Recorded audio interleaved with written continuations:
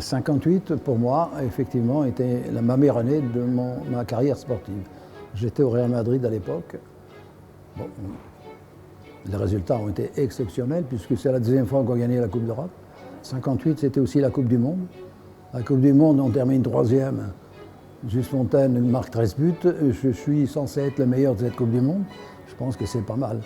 C'est pas mal, d'autant plus qu'à l'époque, les journalistes ne donnaient aucune chance de cette équipe de France. On s'était qualifié difficilement. Moi, j'étais au Real.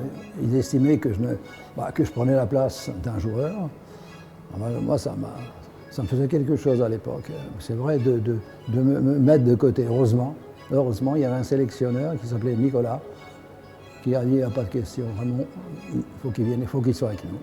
À la suite, vous la connaissez, hein, puisque on a réussi vraiment de terminer troisième. Bon, troisième, c'était pas notre place. On était plutôt deuxième et pas loin de premier. Parce qu'on n'a pas eu la chance pour essayer d'avoir de battre le Brésil. On a joué à 10 assez rapidement. Ouais, il y avait Pelé, mais Pelé, il arrivait ça faisait quoi? Il avait joué, c'était son deuxième ou troisième match. Il avait 17 ans et demi à l'époque, donc il était tout jeune. Par contre, il avait un entourage d'exception. Il y avait des joueurs de grande classe. Ils avaient les meilleurs joueurs du monde. Mais enfin, on n'était pas loin. Non? Donc ça a été vraiment pour tout le monde, pour la France à cette époque-là, un exploit. Moi, je n'ai jamais dit que c'était un exploit. J'ai toujours dit on était à notre place parce qu'on avait les qualités pour. On a gagné 3 Coupes d'Europe, mais en plus, on a perdu un match en 3 ans. C'est quand même exceptionnel. Et c'est un match qu'il ne fallait pas perdre, puisque c'était contre l'Atlético de Madrid. Le président à l'époque, M. Bernabeu, nous a tous réunis le lundi, parce qu'on jouait le dimanche. Hein. Le lundi, il nous a réunis parce qu'on avait perdu. Il dit, si vous perdez encore la prochaine fois, je vous jette tous. Et là, il n'a pas eu besoin de le faire. Vous savez, les buts, hein, c'était pas mon fort. Vous savez, quand vous dribblez un joueur, c'est difficile. Hein. Quand vous en dribblez 2, bien sûr, ça fatigue, mais le troisième, vous êtes presque mort. À ce moment-là, on est content d'avoir quelqu'un qui vient vous relayer. J'avais des joueurs, heureusement, à cette époque, bon, il n'y avait pas que Juste Fontaine.